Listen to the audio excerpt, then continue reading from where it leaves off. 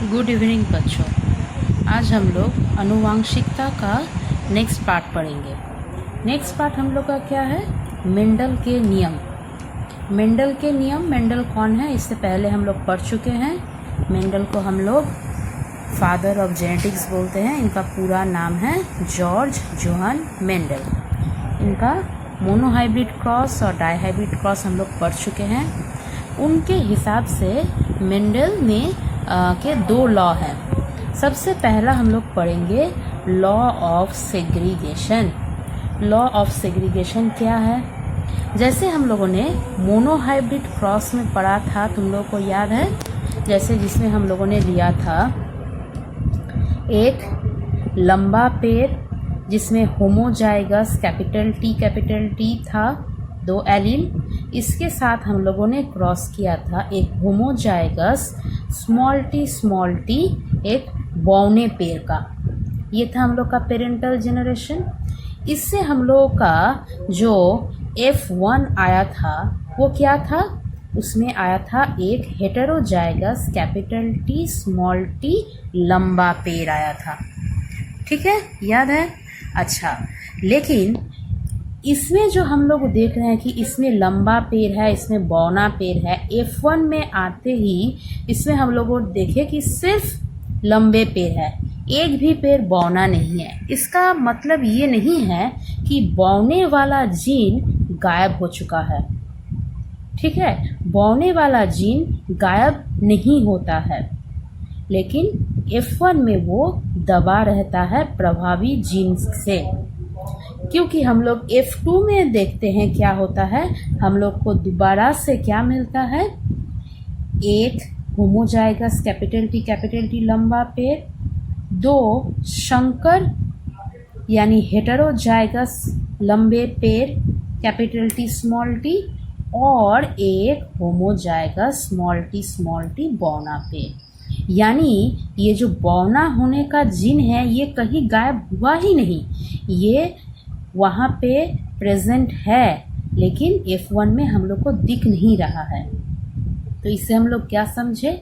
Law of segregation मतलब कि जब युग्मक बनते हैं तो F1 में उनका जो लक्षण है वो प्रभावी और अप्रभावी दोनों रहते हैं, लेकिन प्रभावी हम लोग को दिखता है, अप्रभावी नहीं दिखता है। इसका मतलब ये नहीं है कि अप्रभावी गायब हो गया है, अप्रभावी है। ठीक है, जो हम लोग को दोबारा F2 में देखने को मिल रहा है। तो युग्मक बनते वक्त सभी गुण, सभी एलील्स अलग अलग होते हैं, कोई भी गायब नहीं हो जाता। यही है लॉ ऑफ सेग्रीगेशन। समझ में आया? तो हम लोगों ने क्या समझा कि F1 में ये जो दो जीन है ये आपस में मिक्स नहीं हुए हैं, गायब नहीं हुए हैं, बस वो अप्रभावी जो जीन है, लक्षण है, वो प्रभावी लक्षण से दबा हुआ है। वापस F2 में वो फिर से हम लोग को देखने को मिल रहा है। ठीक है, तो ये हो गया लॉ ऑफ सेग्रीगेशन। दूसरा उनका लॉ था वो है law of independent assortment. Law of independent assortment. ठीक है, लॉ ऑफ इंडिपेंडेंट असॉर्टमेंट हम लोग जो डाईहाइब्रिड क्रॉस पढ़े थे, याद है? डाईहाइब्रिड क्रॉस ये लॉ ऑफ इंडिपेंडेंट असॉर्टमेंट समझने में काम आएगा। डाईहाइब्रिड क्रॉस में हम लोगों ने क्या लिया था? दो अलग अलग लक्षण लिए थे। जैसे हम लोगों ने लिया था एक पीला होमोजाइगस और गोल होमोजाइगस। पीला गोल बीज, इसके साथ हम लोगों ने क्रॉस किया था क्या? एक हरा और खुरदरे बीज का। तो इसमें हम लोगों ने क्या देखा? दो अलग अलग लक्षण हैं। ठीक है, जैसे इसमें F1 और F2 हम लोगों ने डाईहाइब्रिड क्रॉस में देखा था। ठीक है, इसमें से क्या आया था? इसका F1 क्या आया था? इसका F1 इस तरह से आया था, याद है? ये भी आया था क्या? पीला और गोल। ठीक है, और F2 में क्या आया था? F2 में हम लोग को 9:3:3:1 रेशियो में हम लोग का जो फेनोटाइप आया था, याद है? F2 में 9:3:3:1 इसमें क्या आया था, 9 था हम लोग का येलो और राउंड। 3 था हम लोगों का क्या, 3 था हम लोग का येलो और रिंकल्ड। और ये वाला 3 क्या था, ग्रीन राउंड। और ये वाला 1 क्या था, ग्रीन रिंकल्ड। ठीक है। और हम लोगों ने जो पेरेंटल जनरेशन टी में क्या लिया था, ये था येलो और राउंड, और ये था ग्रीन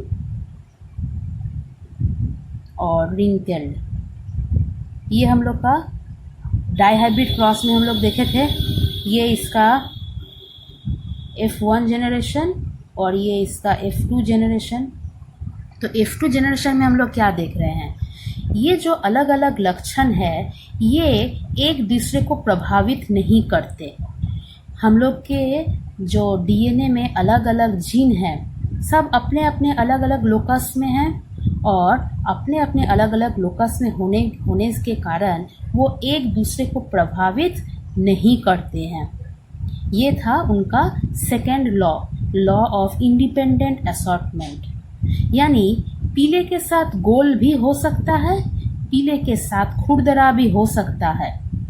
ठीक है, हरे के साथ गोल भी हो सकता है और हरे के साथ खुरदरा भी हो सकता है। ऐसा नहीं है कि हरा हमेशा खुरदरे के साथ ही जाएगा और पीला हमेशा गोल के साथ ही जाएगा, ऐसा नहीं है। हमेशा दो अलग अलग लक्षण जो आपस में एक साथ हम लोग क्रॉस कर रहे हैं वो एक दूसरे से इंडिपेंडेंट है, यानी अलग है। ठीक है, समझ में आया। ये था उनका law of independent assortment. Genes जो है वो अलग अलग जीन आपस में स्वतंत्र है। ठीक है, ओके। तो नेक्स्ट पार्ट हम लोग पढ़ेंगे deviation of Mendel's law of heredity. ठीक है, इसका मतलब क्या है कि मेंडल ने जो 2 लॉ दिया था ये हर समय हर वक्त ये सेम टाइप से काम नहीं करता है, कभी कभी इसमें कुछ एक्सेप्शंस आते हैं। ठीक है, तो इसका एक एग्जाम्पल हम लोग लेंगे। ये एक मिराबिलिस जलापा, ये एक फूल का नाम है। ठीक है, इसको बंगाली में संध्यामुनि भी बोलते हैं, जो कि वो शाम को खिलता है। ठीक है, अच्छा, तो इस फूल में ये मेंडल का जो लॉ हम लोगों ने पढ़ा, कौन सा लॉ, ये फर्स्ट लॉ और सेकेंड लॉ में जो हम लोगों ने पढ़ा था कि अगर टॉल प्लांट के साथ होमोजाइगस टॉल प्लांट के साथ होमोजाइगस ड्वार्फ प्लांट का हम लोग क्रॉस कराएंगे तो हम लोग को F1 में हेटेरोजाइगस टॉल प्लांट मिलेगा। ये हम लोगों ने पढ़ा था। लेकिन इसमें क्या होता है, मिराबिलिस जलापा में 2 अलग अलग तरह के फूल होते हैं। ठीक है, एक लाल फूल और एक सफ़ेद फूल। ठीक है, तो हम लोग इसके फूल का अगर हम लोग देखेंगे, एक होता है रेड फ्लावर, इसके साथ हम लोग क्रॉस कराएंगे एक वाइट फ्लावर का। ठीक है, अच्छा, तो इसमें रेड फ्लावर के लिए हम लोग क्या लिखेंगे, रेड फ्लावर के लिए हम लोग लिखेंगे कैपिटल R जैसे हम लोग लिखते हैं, और वाइट फ्लावर के लिए हम लोग लिखेंगे स्मॉल r और स्मॉल r। इससे हम लोग को पता चलता है क्या, ये डोमिनेंट होगा और ये रिसेसिव होगा, ये प्रभावी ये अप्रभावी। अब ये पेरेंटल जनरेशन से जब हम लोग को F1 मिलेगा तो F1 में हम लोग को क्या मिलेगा, हम लोग को पता है इसमें मिलेगा क्या, कैपिटल R स्मॉल r। ये वाला होगा क्या, ये होगा F1 जनरेशन। ठीक है, अब ये इसका जीनोटाइप तो कैपिटल R स्मॉल r हुआ, इसका फेनोटाइप क्या होना चाहिए, इसका फेनोटाइप होना चाहिए रेड। लेकिन इस फूल में, मिराबिलिस जलापा इस फूल में ये वाला फेनोटाइप अलग ही हो जाता है। इसमें फेनोटाइप आ जाता है क्या, पिंक, जो ना तो लाल है ना तो सफ़ेद है, बल्कि इन दोनों का मिला हुआ एक रूप है, पिंक। ठीक है, तो मेंडल ने क्या कहा था, मेंडल ने कहा था कि जब हम लोग कोई लक्षण को देखेंगे, ये लक्षण हमेशा अलग अलग रहेंगे, इसीलिए लॉ ऑफ सेग्रीगेशन हम लोगों ने पढ़ा था। अलग अलग रहेंगे, कोई किसी के साथ मिक्स नहीं होगा, इसलिए हम लोग को बाद में सभी गुण एक साथ देखने को मिलते थे। लेकिन इस वाले में हम लोग ने देखा कि ये एक्सेप्शन है कि इसमें दोनों का मिक्स होके F1 में कलर आ गया पिंक। ठीक है, अब इसका हम लोग अगर F2 निकालेंगे, F2 निकालने से हम लोग क्या आएगा, इसी के साथ इसका हम लोग क्रॉस करते हैं, जिससे हम लोग को 4 चीज़ मिलेगा इस तरह से, 1 2 3 और 4 में क्या क्या मिलेगा, इसमें देखो मिलेगा हम लोगों को capital R capital R, capital R small r, capital R small r, small r small r। तो होना चाहिए क्या, ये रेड होगा और ये वाइट होगा, लेकिन बीच में ये दोनों आ जाएगा पिंक। होना चाहिए था क्या, 1:2:1, जिसमें वो वाला जीनोटाइप तो इसमें सेम है, लेकिन फेनोटाइप में क्या था, 3:1, 3 टॉल और इसमें क्या था, 3 टॉल और 1 शॉर्ट, 3:1 फेनोटाइप।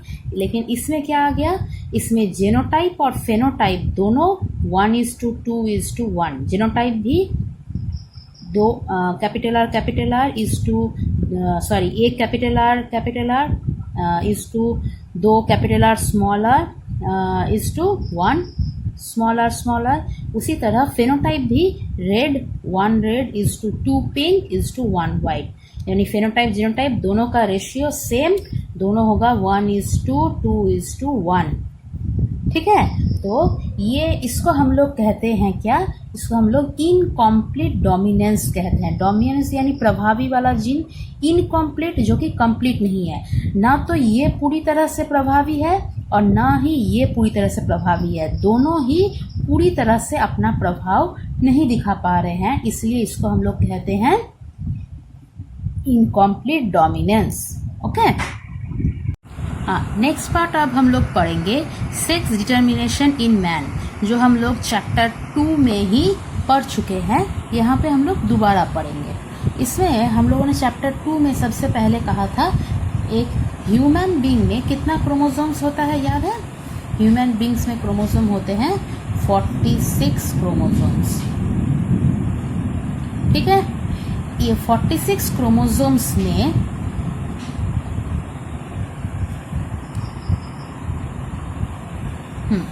46 क्रोमोसोम्स में 44 + 2 इस तरह से हम लोग डिवाइड करते हैं। ठीक है, 44 + 2 डिवाइड करते हैं। इसमें 44 क्रोमोसोम्स को हम लोग कहते हैं ऑटोसोम, यानी 22 जोड़ा क्रोमोसोम है ऑटोसोम। ऑटोसोम यानी हम लोग के शारीरिक गठन में जो हेल्प करते हैं वो क्रोमोसोम। और जो ये दो बचा है, इसको हम लोग कहते हैं एलोसोम या सेक्स क्रोमोसोम, जो कि किसी मनुष्य के लिंग को निर्धारित करते हैं। ठीक है, अब लिंग निर्धारित होता है जिस 2 क्रोमोसोम से, उसको हम लोग लिखते हैं, किससे रिप्रेजेंट करते हैं, X और Y से। ठीक है, अब X अगर 2X होता है तो हम लोग इसको कहते हैं फीमेल या मादा, और अगर X और Y होता है तो इसको हम लोग कहते हैं नर मेल। ठीक है, तो मनुष्य में फीमेल्स में 2X होता है और मेल्स में एक X एक Y क्रोमोसोम होता है। बाकी 44 क्रोमोसोम्स हम लोग का ऑटोसोम है, जो शरीर के बाकी हिस्सों को बनाने में, बाकी लक्षणों को प्रदर्शित करने में काम आता है। ठीक है, अब तो मादाओं के जो युग्मक बनेंगे वो किस तरह के बनेंगे, सारे युग्मक हम लोग को मिलेगा X और X, यानी हर युग्मक सेम ही होगा। लेकिन नर के युग्मक कैसे होंगे, नर के युग्मक होंगे 2 अलग अलग प्रकार के, 50% होगा X, 50% होगा Y। ठीक है, अलग अलग प्रकार के युग्मक बनते हैं नर में। तो अगर नर और मादा का क्रॉस होता है तो इससे उत्पन्न बच्चे क्या बनेंगे? अगर इसके साथ इसको क्रॉस कराते हैं, इसके साथ इसको क्रॉस कराते हैं, फिर इसके साथ इसको क्रॉस कराते हैं और इसके साथ इसको क्रॉस कराते हैं, तो क्या बना? XX, XY, फिर XX और फिर XY, यानी 50% लड़की 50% लड़के। लेकिन एक चीज़ तुम ध्यान से देखो कि बच्चा लड़का होगा या लड़की, इसका निर्धारण क्या होगा? इस नर के युग्मक से ही निर्धारित होगा, क्योंकि फीमेल का जो मादा का जो युग्मक वो तो सब सेम है। अब नर का युग्मक X है या Y है, इसके ऊपर डिपेंड करता है कि जो बच्चा होगा वो लड़का होगा या लड़की होगा। ठीक है, इसके लिए मादा जिम्मेदार नहीं होता है, इसके लिए नर जिम्मेदार होता है कि लड़का होगा या लड़की। तो XX बनेगा तो क्या बनेगा? गर्ल बनेगा। XY बने तो क्या बनेगा? बॉय बनेगा। ये फिर गर्ल और ये फिर बॉय। ठीक है, ओके। नेक्स्ट हम लोग पढ़ेंगे कि कुछ सामान्य आनुवंशिक रोग। आनुवंशिक रोग का क्या मतलब है? कुछ ऐसे रोग होते हैं जो पीढ़ी दर पीढ़ी एक परिवार में चलता रहता है। ठीक है, यानी किसी के दादा को वो रोग था, फिर उसके पापा को हुआ, फिर उसके बेटे को हुआ या उसके बेटी को हुआ। इस तरह से पीढ़ी दर पीढ़ी कोई रोग अगर किसी परिवार में चलता रहे तो उसको हम लोग आनुवंशिक रोग कहते हैं। ठीक है, तो अब हम लोग इस आनुवंशिक रोगों के बारे में थोड़ा सा पढ़ेंगे। ठीक है, कि किस तरह ये रोग पीढ़ी दर पीढ़ी चलता रहता है। ठीक है, अच्छा, तो सबसे पहले इनमें बहुत तरह के अलग अलग रोग होते हैं, जैसे नॉर्मल हम लोग का कैंसर, डायबिटीज़। ठीक है, ये सब भी पीढ़ी दर पीढ़ी चलता रहता है। यहाँ हम लोग कुछ विशेष रोगों के बारे में पढ़ेंगे। सबसे पहले हम लोग देखेंगे कि क्या रोग है? थैलासेमिया। थैलासेमिया एक ऐसा रोग है जो कि ऑटोसोम लिंक्ड रिसेसिव रोग है। ऑटोसोम लिंक्ड रिसेसिव रोग का मतलब क्या है? ऑटोसोम, ये कुछ हम लोग पढ़े हैं। ऑटोसोम का मतलब जो शरीर में, मनुष्य के शरीर में जो 44 क्रोमोसोम्स रहता है, उन 44 क्रोमोसोम्स को हम लोग ऑटोसोम कहते हैं। जो सेक्स क्रोमोसोम नहीं है, इनको छोड़ के उनमें अगर ये पर्टिकुलर जीन रहता है तो जिसके कारण ये रोग होता है। ठीक है, और वो जीन रहता भी है किस तरह से? रिसेसिव फॉर्म में, यानी अप्रभावी लक्षण के रूप में रहता है। ठीक है, तो ये हो गया हम लोग का पहला थैलासेमिया रोग। अब थैलासेमिया रोग होने से क्या होता है? थैलासेमिया रोग होने से क्या होता है कि शरीर में खून की कमी हो जाती है। हम लोग के शरीर का खून जो बनता है वो होता है रेड ब्लड सेल, इससे बनता है, हीमोग्लोबिन से बनता है। अब अगर ये रेड ब्लड सेल धीरे धीरे मरने लगे तो क्या होगा? तो शरीर में खून की कमी आ जाएगी। तो ऐसे बच्चे जिन्हें थैलासेमिया रोग होता है उनमें उनको बार बार शरीर में खून देना पड़ता है। ठीक है, जिसके कारण क्या होता है कि शरीर में बहुत अधिक परिमाण में आयरन जमा हो जाता है। ये आयरन ज़्यादा जमा होने से भी इनकी मृत्यु हो सकती है। तो थैलासेमिया एक खून का एक बीमारी है। ठीक है, अच्छा, नेक्स्ट और दो हम लोग रोगों के बारे में पढ़ेंगे, वो है हीमोफीलिया और कलर ब्लाइंडनेस। हीमोफीलिया क्या है? हीमोफीलिया एक ऐसा रोग है जिसमें खून जो है वो जो हम लोग का कहीं अगर कट गया तो खून हम लोग का कुछ देर बाद जम जाता है, लेकिन जिनमें हीमोफीलिया रोग होता है उनमें ये खून जमने का जो प्रोसेस है ये नहीं होता है। खून जमता नहीं है, अगर कट गया तो उससे पूरा का पूरा खून बह जाता है। ठीक है, तो खून जम नहीं पाता, तो अगर पूरा का पूरा खून अगर शरीर से बह गया तो क्या होगा? मनुष्य मर जाएगा। तो इस रोग को कहते हैं हीमोफीलिया। ठीक है, नेक्स्ट है कलर ब्लाइंडनेस। कलर ब्लाइंडनेस क्या है? कलर ब्लाइंडनेस एक ऐसा रोग है जिनमें मनुष्य रंग को पहचान नहीं पाता। रंग को पहचान नहीं पाता यानी कि अगर ये जो लाल और हरे रंग में डिफरेंशिएट करना मुश्किल हो जाता है इन लोगों में। इसको कहते हैं कलर ब्लाइंडनेस। कलर यानी उसको रंग समझ में नहीं आता, उसको अलग नहीं कर पाता है। तो लास्ट वाला जो हीमोफीलिया और कलर ब्लाइंडनेस है, ये क्या है? ये एक सेक्स लिंक्ड इनहेरिटेंस है। सेक्स लिंक्स यानी ये जो दो रोगों का जो जीन है, ये जो सेक्स क्रोमोसोम है, एक्स क्रोमोसोम, उस एक्स क्रोमोसोम में इनका जीन रहता है। तो अगर वो एक्स वाला क्रोमोसोम में ये इन रोगों का जीन आ गया तो वो रोग बच्चों में आ जाएगा। ठीक है, तो इनमें डिफरेंस समझ में आया। थैलेसीमिया आता है ऑटोसोम में, अगर ये जीन रहा कि कोई ऑटोसोम में तो वो बच्चों में आ जाएगा। और ये जो दो बीमारी है ये सेक्स लिंक इनहेरिटेंस क्यों है? क्योंकि ये जो एक्स क्रोमोसोम होता है, एक्स वाई और एक्स एक्स में, वो जो सेक्स क्रोमोसोम, उनमें अगर ये जीन रहेगा तो वो नेक्स्ट पीढ़ी में चला जाएगा। ये है इन दोनों का डिफरेंस। अब एक एक करके हम लोग पढ़ेंगे। ठीक है, तो सबसे पहले हम लोग थैलेसीमिया के बारे में पढ़ेंगे। थैलेसीमिया रोग मैंने क्या कहा? जिसमें खून की कमी हो जाती है, बच्चे को बार बार खून देना पड़ता है। ठीक है, अच्छा, तो अगर समझो एक मादा है तो हम लोग मादा को कैसे लिखेंगे? एक्स एक्स करके लिखेंगे। ठीक है, और एक नर है एक्स वाई, ये तो इनका सेक्स क्रोमोसोम हुआ। इसके साथ जो इनका ऑटोसोम है 44 ऑटोसोम, ठीक है, इनमें अगर ये जीन है, दोनों ही क्या है? दोनों ही जीन के वाहक है, हेटेरोजाइगस है। ठीक है, हेटेरोजाइगस है, यानी तो हम लोगों ने क्या देखा कि ये जो एन है ये ऑटोसोम है, ये भी एन है वो ऑटोसोम है, ये मादा है ये नर है। अब ऑटोसोम में मैंने कितना कहा था? इसमें 22 जोड़ा रहता है ऑटोसोम, इसमें भी 22 जोड़ा ऑटोसोम है। मान लो फॉर एग्जाम्पल इन 22 जोड़ों में क्रोमोसोम नंबर जो 11 है, क्रोमोसोम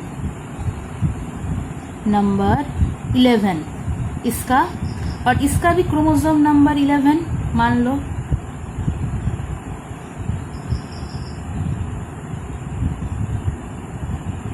दोनों के बीच क्रॉस हो रहा है। इसको रिप्रेजेंट करने के लिए मान लो हमने इसको ए और इसको ए लिया, इनमें क्रॉस हो रहा है। ठीक है, अब ये हेटेरोजाइगस है। हेटेरोजाइगस का मतलब कि दोनों एलिल्स में थैलेसीमिया का जीन नहीं है, किसी एक में है। हमने इसको इस तरह से समझाया।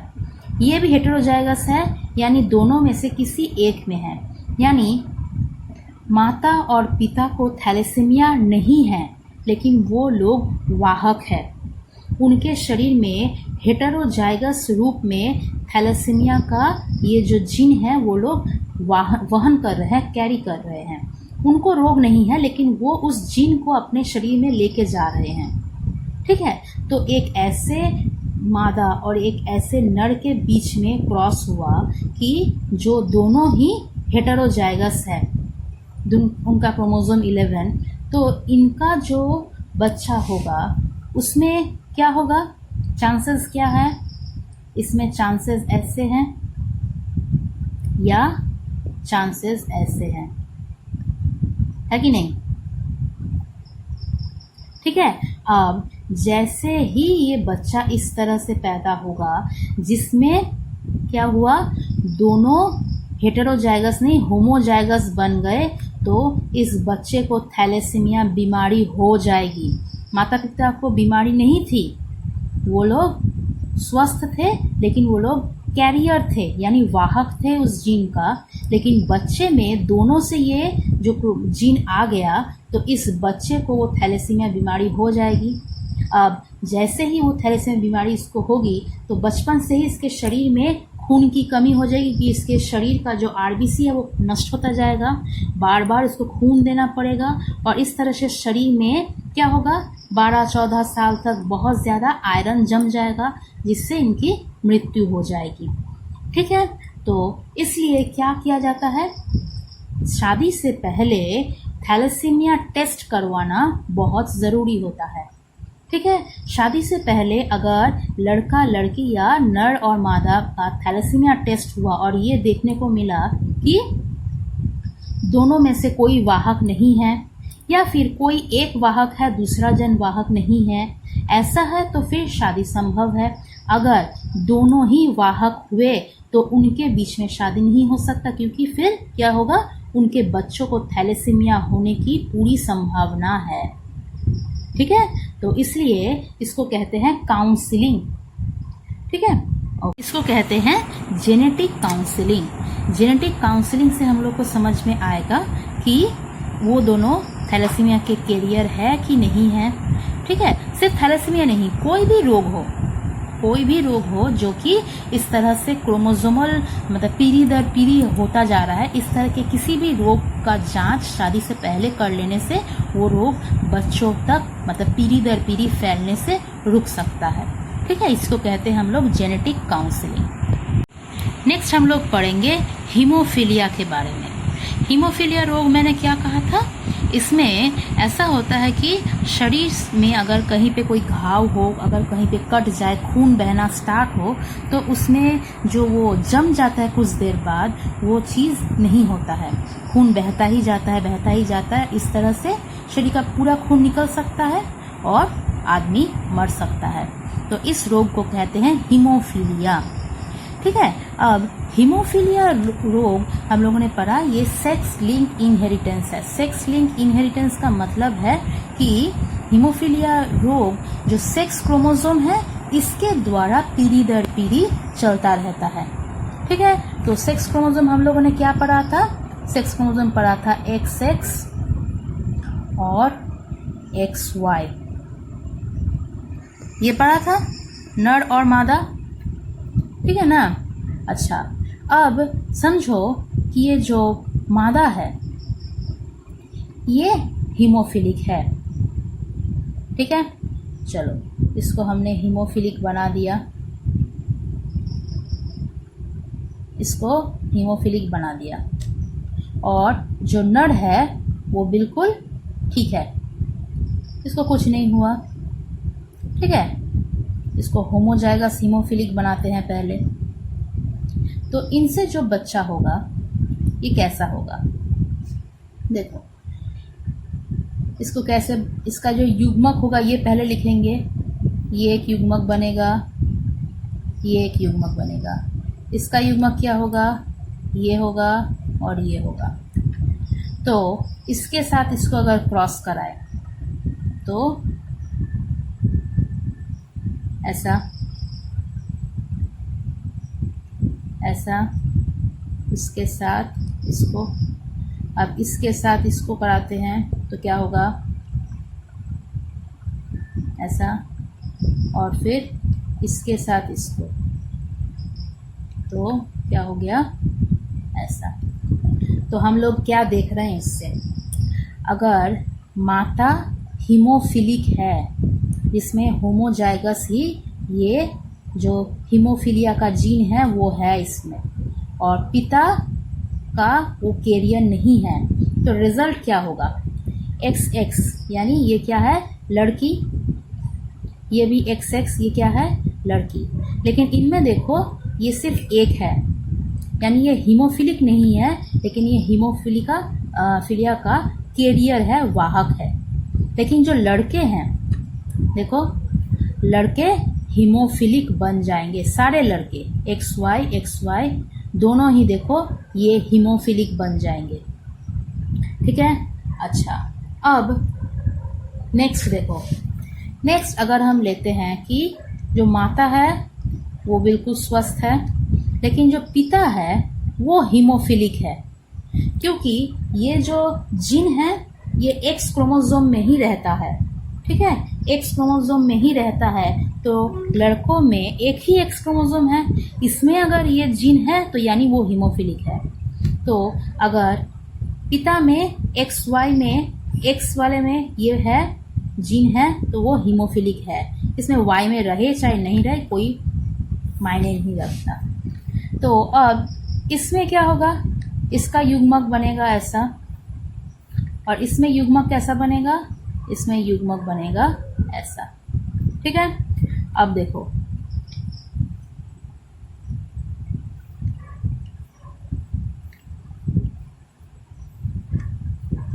अच्छा, तो इसमें जो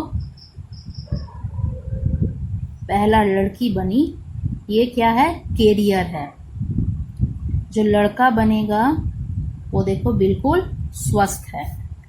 फिर यहाँ पे लड़की जो बनी वो कैरियर है यानी वाहक है, और जो लड़का बना वो स्वस्थ है। तो इससे क्या समझ में आया, अगर माता पूरी तरह से स्वस्थ है, पिता हीमोफिलिक है, तो इसमें क्या होता है, सारे लड़के स्वस्थ बनेंगे, लड़कियां वाहक बनेगी हीमोफीलिया की। लेकिन अगर माता हीमोफिलिक है और पिता स्वस्थ है तो इसमें सारी लड़कियां वाहक बनेगी लेकिन सारे लड़के हीमोफिलिक बन जाएंगे। ठीक है, समझ में आया। अच्छा, इसमें और एक एग्जाम्पल लेते हैं। इसमें एक वाहक, ठीक है, एक वाहक लिया मैंने मादा और एक हीमोफिलिक पिता। इससे क्या हो सकता है ये भी देखते हैं। अच्छा, तो इसमें युग्मक क्या बनेगा, ऐसा। इसमें युग्मक क्या बनेगा, ऐसा। तो इससे बच्चे क्या बनेंगे, देखो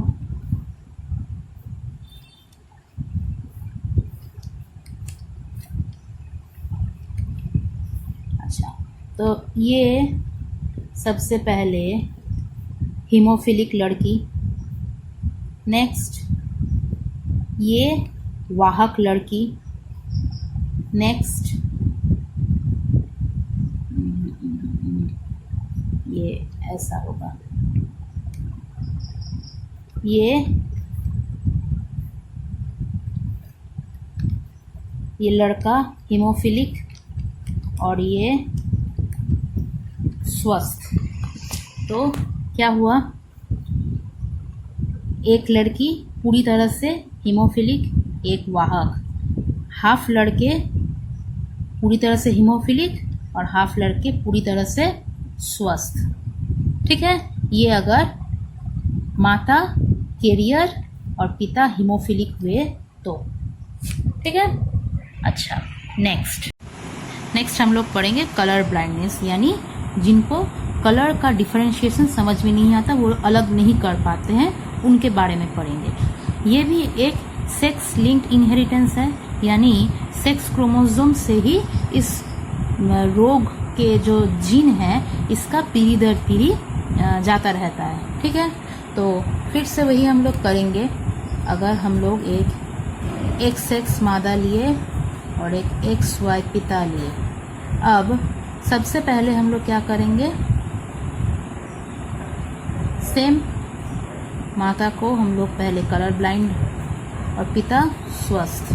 तो इसमें से क्या होगा, सभी गैमेट्स ऐसे ही बनेंगे और इसके सभी गैमेट्स, सभी युग्मक ऐसे बनेंगे। तो इनसे उत्पन्न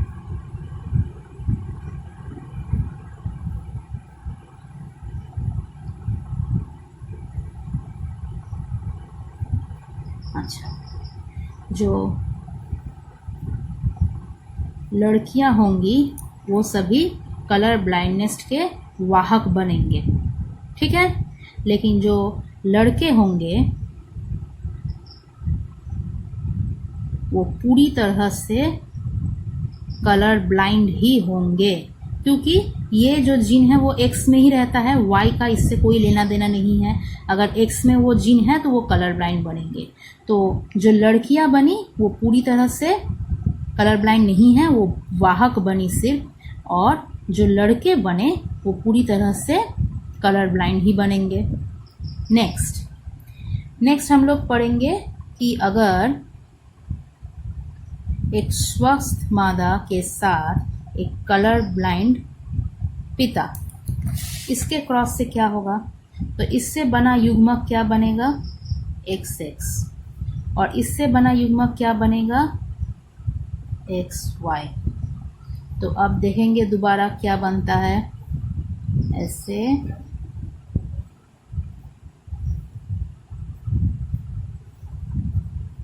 अच्छा, तो इससे क्या बना,